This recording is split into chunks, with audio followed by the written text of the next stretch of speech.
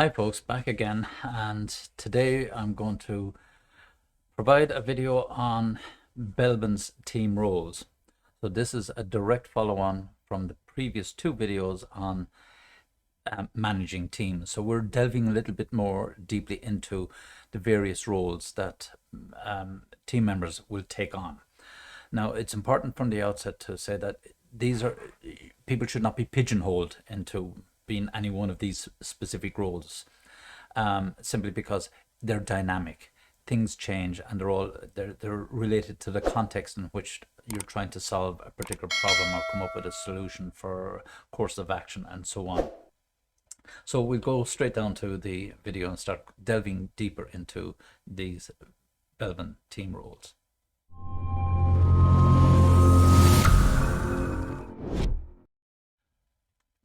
Okay, and we bring out our slides, and here we have our introduction to Belbin's team's roles. So essentially, what do we have here? Belbin's team roles,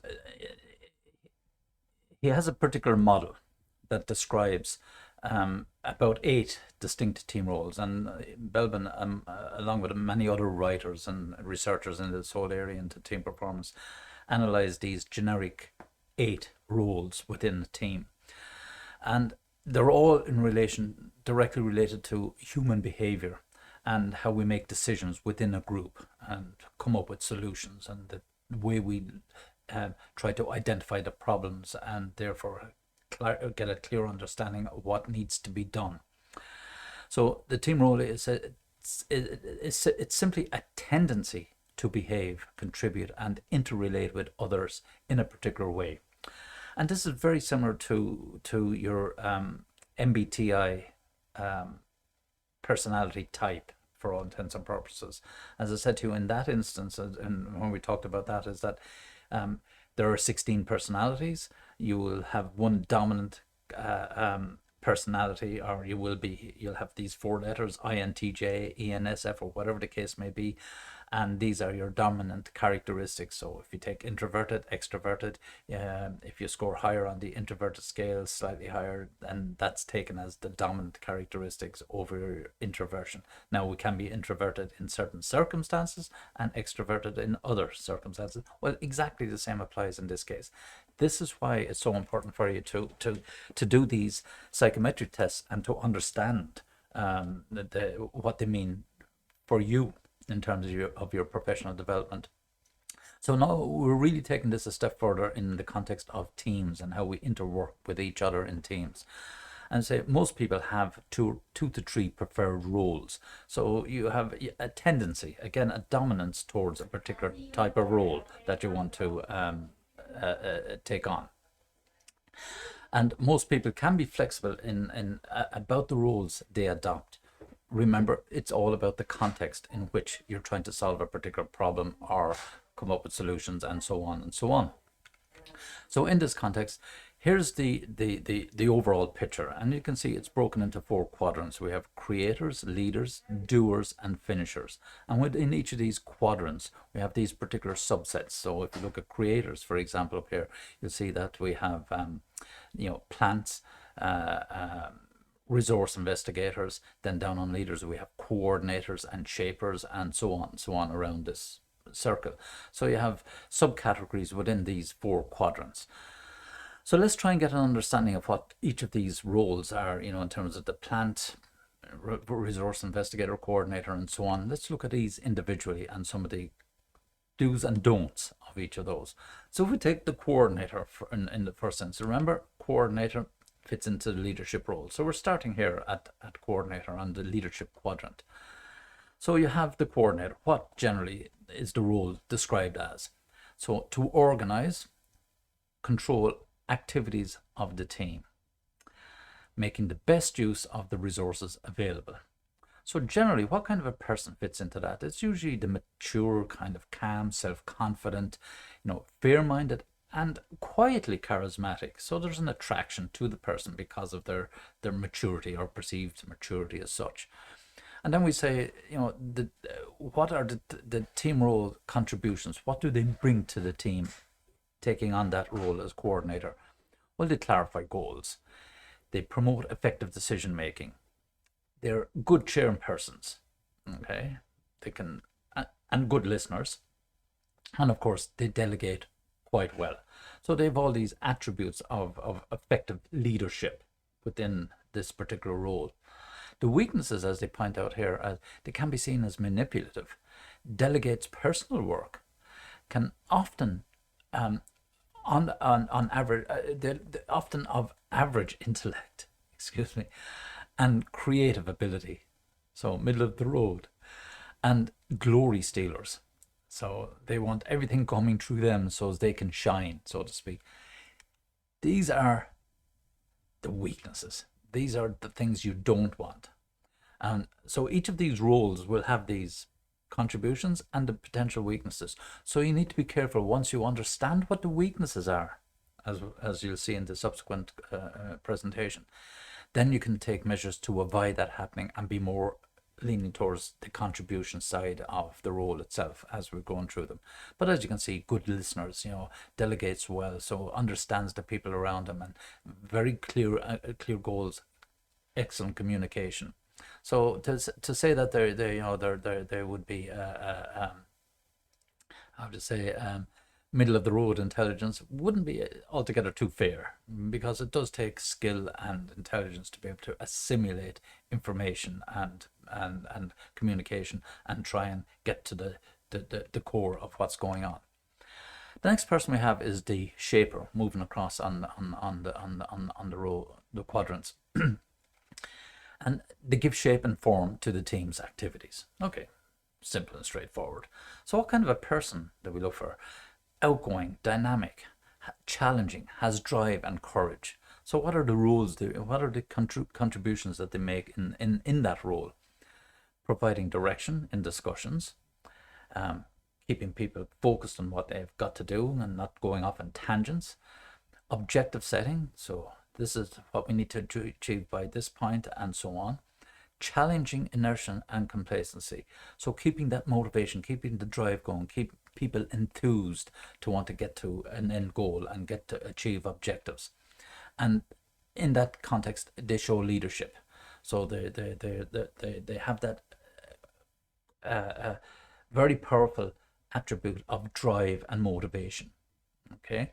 The weaknesses, as I say, they can be argumentative, not always likable, prone to irritation, and hurts people's feelings, and bullying.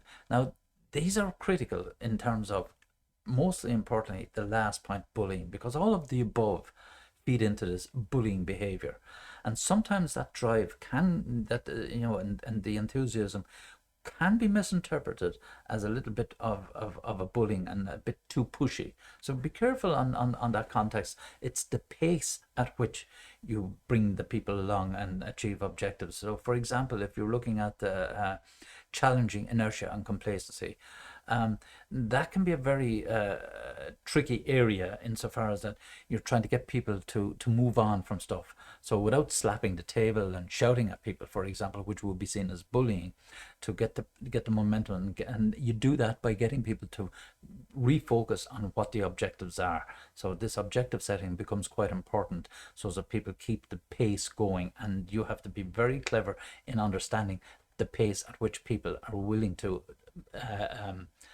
move and make decisions and investigate stuff and so on and so forth. So that's important to understand in the pace or the rate at which the team is working. That's the key point in terms of a shaper.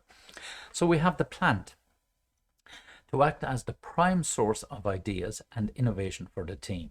So what kind of a person is he? Individualistic, intellectual, serious-minded, unorthodox, thinks outside the box, and creative, coming up with ideas. The ideas person, so to speak, the plant. So what are the contributions they make? They're creative genius. In other words, they can see things that other people might not see. They look at things from multiple perspectives. And how many times would you have heard me say things like that? Always looking at different angles and from different viewpoints. Very strong empathy, as such, as a plant. They have a good imagination. the MacGyver approach, as I often joke about it. In other words, they think of things that most people would not, because they assimilate so much other information to give them different perspectives. And they focus on the major strategic issues. So they see the big picture. So when they're thinking at the lower levels and coming up with ideas, they see how these ideas can fit into the overall picture. Okay. The weaknesses that they have, the perception that they're away with the fairies, up in the clouds, thinking of stuff that, and you say, I say, Mark, are you with us, or are you thinking about this evening's dinner, or whatever the hell, or going out for a cycle, whatever you're up to? Are you with us? So being connected is important. So contributing and asking questions in that role, so that you can get more detail and information to help you in your creative process. Inclined to ignore practical details and ignores goals, and overly strong personal ownership of ideas. So yeah, it's a challenge. So when people come up with ideas, not to be looking for the kudos, not to be looking for the credit of that, saying that, here's an idea, plant it out there and let other people add to it. Constantly coming up with good alternative possibilities and letting other people to add to them, so it's been seen as a team effort. So and sometimes you might take it back, you might throw something out as a plant, a nugget of information that might help people in the process, knowing that this will work and most likely will work, but you're giving people the chance to add to it and let them take ownership. It's a great way of motivating people. So that means that you have to take some, as I say, humble pie, and sit back at times and say, it's my idea really, but it's the bigger picture we need to look at. What's effective for the team, because that enables the team to grow and mature and hit that level of performance, as in terms of Kurt Lewin's forming, norming, storming, and performing. So you're at that level of team activity. Then we have what's known as the resource investigator. So they explore resources outside of the team and outside of the immediate project and challenge and so on. They develop contacts that may be helpful to the team itself. So what kind of a person are they? They're enthusiastic, extrovert, communicative, and good under pressure. So these people are really important in so far as that they have a network. And I would always say to you that your net worth is your network, and many of you are already establishing these networks. Your colleagues in these teams, perhaps, your classmates on various modules and on various programs over the last 2-3 years, possibly 4 years, whatever the case might be. These most likely will last. You're forming friendships and networks, so you never know when you might be calling on a friend who's working in a particular company, and you're getting an interview and say, Mark, I have an interview with your company. Can you give me the inside track? And this is what I'm thinking of, and so on. And that can be extremely valuable. It could be 2 years down the road, could be 10 years down the road. That's why keeping these networks is quite powerful. And one of the most effective ways of doing so is through your LinkedIn account. As I said, don't treat it like Facebook or any of this other gobshitery that you see around the place. Stick to the professionalism of LinkedIn, because it can be extremely powerful, and people join and link with each other because they have value to bring. Okay. So as I said, this idea of having a network, and they're very good at identifying connections outside a team. So people that might have other knowledge, might have access to particular equipment or technology that you don't have in the team, and they can avail and use their connections to get favors done, and so on. So the weaknesses are, rapid loss of interest, relax when pressure is off, over optimistic, and poor follow through. So if they're given a task, they have to have that ability, and again, once you're aware of it, to say, right, I need to see this to completion. I need to take it from start to finish. So if you have a particular in this role, it's important to understand that if you come up with an idea, follow through with it. That's the important point that we're trying to convey here, in terms of the potential weaknesses or possible weakness. So again, I'll reiterate, knowing these generic perceived weaknesses with each of these roles, then you can absorb these, internalize them, and then know when not to when this might be happening, and what actions you may take to avoid. How am I showing loss of interest? I've thrown out an idea, now I'm sitting back and I'm daydreaming and all that sort of stuff. No, keep motivated, keep interest. So when you throw out an idea, people are also latching onto it and adding their bits, so it becomes a collective and it gets to the next level and the next level and so on. Hence the performing as such.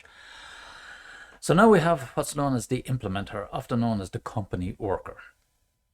So what's the role? To translate general concepts and plans into practical working briefs and to carry out that brief in a systematic fashion. So it has form and structure in the way they do things. They're disciplined, reliable, conservative, hardworking, and predictable. So what kind of role? So they're very good in terms of the team contribution at organizing, dealing with practical details, planning, turning strategies into action, and generally conceived as the workhorse inside the group. Now, bear in mind, it's not the one person. Several people can be implementers at a particular time when they're looking at developing the actual solution to the next phase and so on. So we might just go away, bury our heads and get on with it and then come back again. This could all be happening in a matter of minutes or over weeks, months in an organization. Nevertheless, they get on and do the job. Their weaknesses, clearly that they can be unresponsive to new ideas. So if you take the previous guy, the resource investigator, coming up with this one here, yeah, the plant, they're coming up with ideas. You would think that the implementer is anti-plant, but that's not the case. So they're prone to unconstructive criticism because they are so focused on doing what they're having to do. They ignore anything else. Or if someone points out, well, Mark, are you sure that's the correct way? Maybe you should think of this, or have you thought of that? And said, no, I'm fixed on my plan and going doing this way. So they don't welcome any input once they're how to say, in the moment and in the level of the detail, working out the solution and so on. So they don't want to listen. They get so buried into the detail. And then obstructing change. So as a consequence of that, head burying approach, they won't accept a new solution or an alternative solution and so on and so forth to get fixed. So that's a criticism. So you have to know that these are dynamic. So you have to be open to change and flexible. And these are the key points I'm saying as a student when you become a professional, how responsive and agile you are to the way you work. Okay. The monitor evaluator, and the role is to analyze ideas and suggestions both from within and outside the team, and to evaluate their feasibility, practical value in terms of the team's objectives. So these are the people that are looking outside, looking at things, and maybe looking at other teams, looking at the way they're doing things and say, hey, have you seen what they're doing over there? Maybe we could try that in our team and so on. And maybe it'll work, maybe it won't. So as a person, they say highly intelligent, sober, don't drink on the job, strategic and critical and skeptical. Okay, so what's the contribution to the team as such? Seeing and judging a range of options. Critical thinking, most important part of this. Developing ideas to fruition and stopping unsound ideas and approaches. Okay, so they're very so critical thinking. So they're observing, watching, and sometimes playing the devil's advocate. That's what we mean in some respects of critical thinking, seeing things from different perspectives, and they have that ability to be able to move around. So high levels of empathy to be able to see different positions and contribute. Even though they might not be in that position, they can understand another person's or another team's or different customers' perspective. So their weaknesses, they can lack drive and ability to inspire, overly critical, and again, punch-ups and plants, or with plants, and cynicism. I'm laughing because I've actually seen this happen at a meeting. It was many years ago when you could get away with this sort of stuff. But there was a particular project we were working on. There was a project meeting. There was about a dozen of us around in this room in Stockholm. I was working with Ericsson at the time. And there was a particular project which was going down the tubes, and we all knew it. And but the project manager was persistent. It was essentially his pet project, and he wanted to bring this to the bitter end and get it through no matter what. And one particular technical guy there who was literally heads in the clouds like the previously, but again, he he was absolutely right. He said that, technically this is not going to work. We're flogging a dead horse. And he came out with the famous words that you should never come out with it in a meeting. I told you so. And all hell broke loose. We literally had to separate them at the meeting before actual punches connected. Um, Not the right words to say, but at the same time, in terms of the critical thinking, it was interesting to see. So, in other words, we need to be careful as to how we communicate and how we work with the other roles, particularly if you're a monitor, evaluator, and such. This idea of being highly intelligent, um, this isn't a different breed or category of person. You're all intelligent people. In this case, when you're assuming or adapting the role of the monitor evaluator, you're seeing things. Your mind is thinking differently because you're seeing things, and this is the empathy. Is I would probably say that you could replace the highly intelligent with a stronger empathy because you understand other people and other perspectives more efficiently.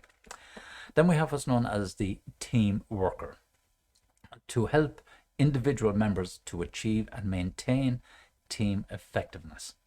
So, as a person, they're socially oriented, mild, likable, sensitive, and perceptive. So, their team roles, they act as a counselor or coordinator, improve intra group communication, fostering a sense of team spirit, and building on suggestions. So, they're the kind of likable person, they're again full of very positive energy without being overwhelming, and they're that if you remember to your Blake Mouton's managerial grid, they'd be kind of falling into this country club manager, and this is where some of the weaknesses then can be identified. They can become indecisive because their particular attention would be more towards the people side of the group rather than the core objectives of trying to solve a problem, come up with solutions, come up with new ideas, new product development, whatever it is. They're looking at the group from a social context, and as such they've become a little bit detached from the reality of the problem that has to be solved, and competing for status as such. Pure, I want to be liked, and that's what it comes down to. Ostentatious behavior, storming into a room and look at me kind of thing, and then avoiding pressure situations because they can't handle it. They want to kind of keep everyone happy, and therefore they can't manage conflict or interpersonal issues very well. But knowing these kind of issues there, then we can default back into, well, I know we act as a counselor or a mentor or a coach in this role as a team worker, but we also have the objectives to achieve. We have a job to do. We have particular objectives and solutions to deliver by such a date and time and so on. And therefore, we can negate or minimize, if not remove totally, these possible weaknesses. Then we have the completer finisher. So, to ensure that the team's efforts are as near perfect as possible and that nothing gets overlooked. So, what kind of a person are they? Generally conscientious, overly orderly, and anxious, and painstaking. Now, let's look at the role. So, they have follow through, they have quality control, attention to detail, providing a sense of urgency, and safety net, spotting omissions. So they're proof reader for all intents and purposes, the checker of what goes on, making sure. So they might look at the original problem, and they might look at these are all the issues that were identified. Have we addressed all of these issues? It's like, for example, whomever you will have a completer finisher in your team when it comes to the final submission, for example, of your assignment work as a group or as a team, and that person would go down through it and probably say, right, we'll have a meeting about this. Now, have we done this? Have we checked that? Have we answered all the bits and pieces in the brief? Have we done what Mark and Willie have asked of us? And is everything tick the box, and is everything in order? Does it look well? Is it rightly? So on, so on, so on. So that's the completer finisher type person. Okay, very important, because fundamentally it's about presentation. So there, but here's the weaknesses that can be. They can worry too much. They can be overly obsessed, literally, with perfectionism, losing sight of the overall plan, that this stuff has to get done. There's no point in missing a deadline because it has to be perfect and so on. That's, there are trade-offs, and this is part of the weakness here. negative thinking, because in their minds the level of perfection hasn't been achieved, and then obsessive behavior about constantly refining and doing it again and doing it again. So you have this obsessive behavior can creep in, but it's important when we're working as a team. Remember, it isn't one person, it's a role. So several people might have this role, so there can be a consensus as to what might be effective. And if you take the other roles into consideration, you'll see that we have to trade off now that we're happy enough at this level of completion to be able to move forward. So that brings me to the end of those and this part of the video lecture. And it describes the precise roles, all 8 roles that can appear inside in a particular team. Just let me close down this and go back to my main page. Choose that, and I'll come back to you now in a second.